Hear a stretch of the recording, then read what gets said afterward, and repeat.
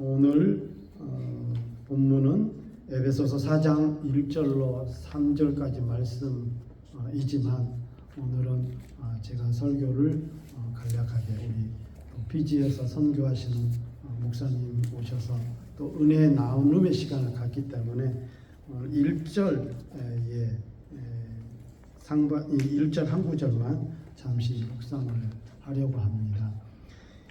그러므로 주 안에서 갇힌 내가 너희를 권하노니, 바울이 감옥 안에서 에베소 교인들에게 이제 3장까지 내용을 기록을 마치고 4장 1절에 시작하면서 내가 너희에게 권하는데 그 내용이 뭐냐면 너희가 부르심을 받는 일에 합당하게 행하라. 한번 따라 하십시다. 부르심을 받는 일. 부르심을 받은 일에 합당하게 행해라. 이런 말씀을 하셨는데 공교롭게도 오늘 말씀이 1장, 2장, 3장을 마치고 4장이 시작되는데 다시 한번 정리가 되는 말씀이에요. 그 내용이 뭐냐면 그러면 우리가 하나님 앞에 부르심 받은 일이 구체적으로 뭐냐 이 말이에요. 이 말씀은 어떤 우리가 지금까지 이 에베소서 강의를 20번을 지금 19번을 했죠. 오늘이 20번째 말씀이지만 그 부르심을 받는 일이 한쪽으로 어떤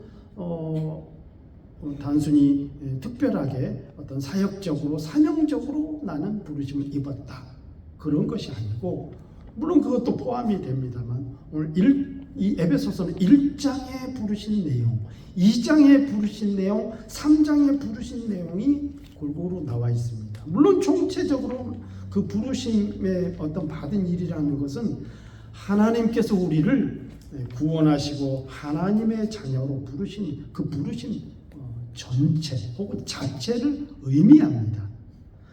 그래서 오늘 이 말씀을 1장, 2장, 3장을 간략하게 우리가 말씀을 들었지만 요약하면 1장은 그거예요.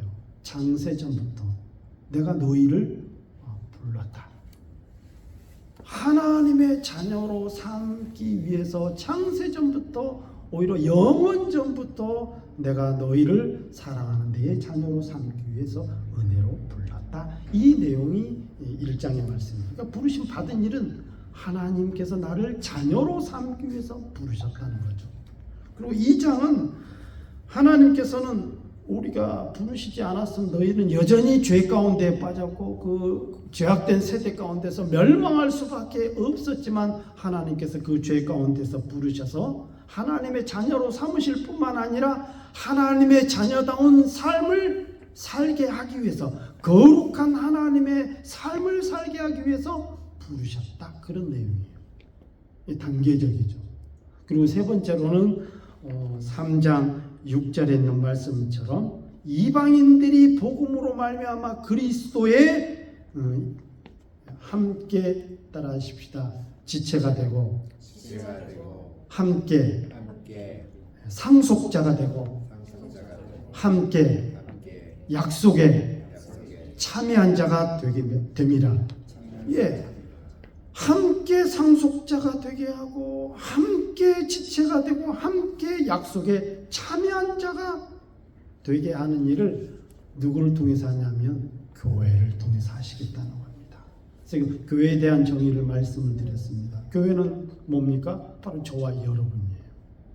예배당이다, 기도하는 장소다, 그거는 부분적인 것일 뿐이고 진정한 목적은 하나님을 믿는 저와 여러분들이에요. 저와 여러분을 통해서 복음을 모르는 저들에게 이 교회를 통해서 저와 여러분을 통해서 삶 속에서 바로 이방인에게 하나님의 복음을 전하게 하기 위해서 부르셨다. 그런 내용입니다.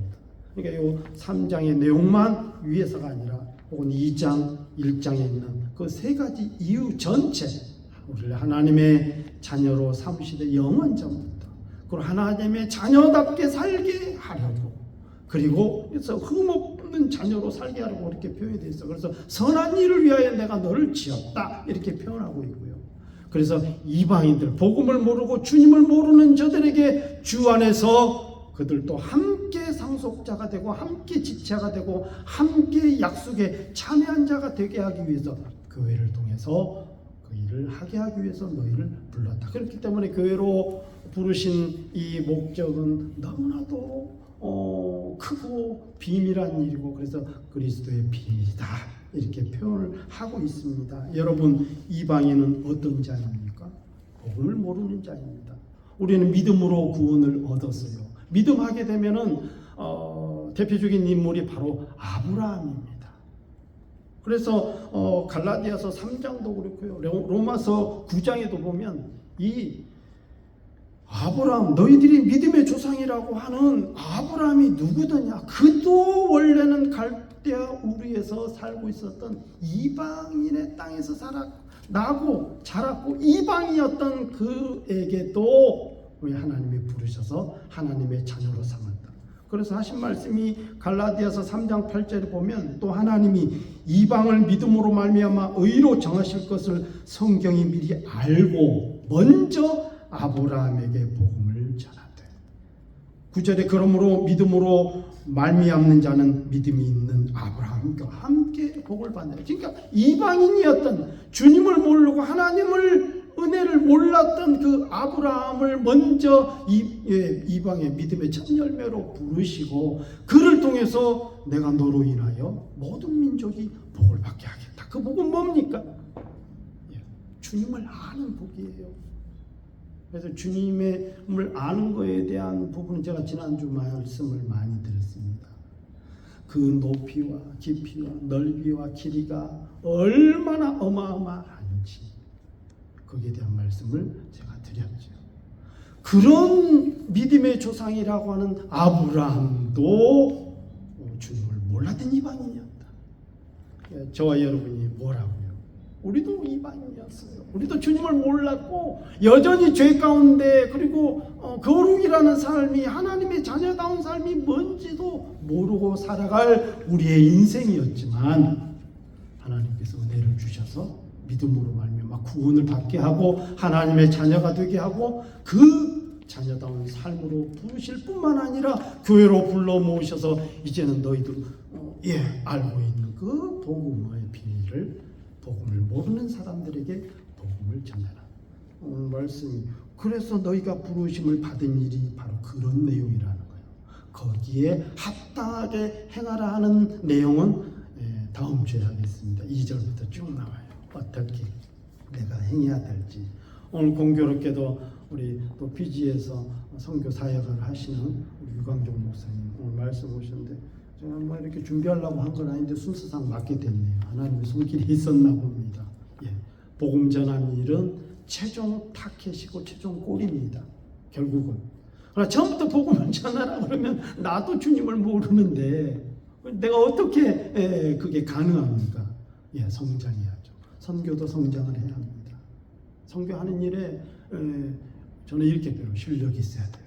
선교하는 일. 그래서 저는 예전에도 말씀을 드렸지만, 우리 교회가 작지만 저는 선교하는 교회로, 원래 우리 교회 이름이 오클랜드 선교교회였어요.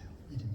근데 3주년 때 바꿨습니다. 기도하면서. 왜냐하면 일단은 일꾼들도 와야 되고 새로운 성도들도 와야 되고 주님을 모르는 사람들이 오는데 턱이 없어야 되는데, 이 선교라는 이름이 저기 교회 가면 헌금 많이 해야 되나 보다, 선교를 많이 해야 되는 거예요. 이게 뭔가 턱이 높은 것 같아요. 그래서 저는 선교적 사명이 있기 때문에 그런 마음으로 지었다가 기도하면서 무슨 이름으로 바꿀까? 너무 턱이 높은 것 같다.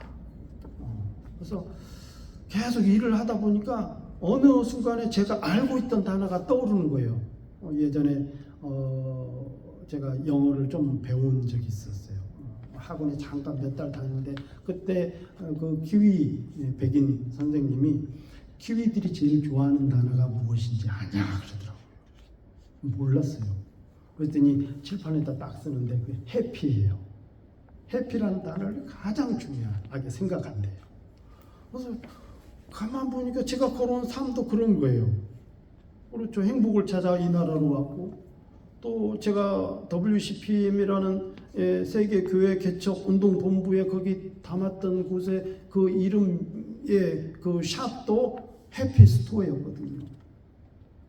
그래서 그래, 예수님을 만나면 우리가 알죠? 이따가 예배 끝나는 시간에 신명기 33장 29절에 이스라엘이여 너는 행복한 사람이로다. 너같이 복을 얻은 자가 누구냐? 예수 믿으면 행복해야지. 그래서 오클랜드 행복교회를 바꾼 겁니다. 그래서 제가 왜 선교에 실력이 있어야 되면 선교를 하는 순간 그 선교는 멈추면 안 된다. 그런데 하다가 내가 어려워진다고 쉽게 접거나 혹은 쉽게 바꾸거나 그러면 그 선교 현장에 있는 사람들은 위기가 옵니다. 해결이 안 돼요. 물론 이런 뉴질랜드 같은 선진국에 가서 선교를 한다면 내가 가서 일을 하면 돼요. 내가 살았던 데보다 임금이 세니까. 그런데 어려운 아프리카나 저 오지 섬이나 이런데 제3세계 가면 내가 뭘 일을 해봐야 벌 수 있는 여건이 아무것도 안 되는 거예요. 그래서 선교라는 것은 실력이 있어야 된다. 감당할 만한 힘이 있어야 된다고 늘 생각을 하고 있었는데, 그래서 우리 또 목사님을, 우리 선교사님을 만나게 돼서 너무 감사하고, 그래서 오늘 말씀을 기억하면서 하나님이 우리를 부르신 일이 무엇인지 기억하면서 먼저 내 자신의 정체성, 그리고 결국은 교회를 통해서 우리가 해야 될 사명, 이런 일로 여러분 이제 한 주간 또 믿음으로 승리하기를 주의 이름으로 축원합니다. 기도하십시다.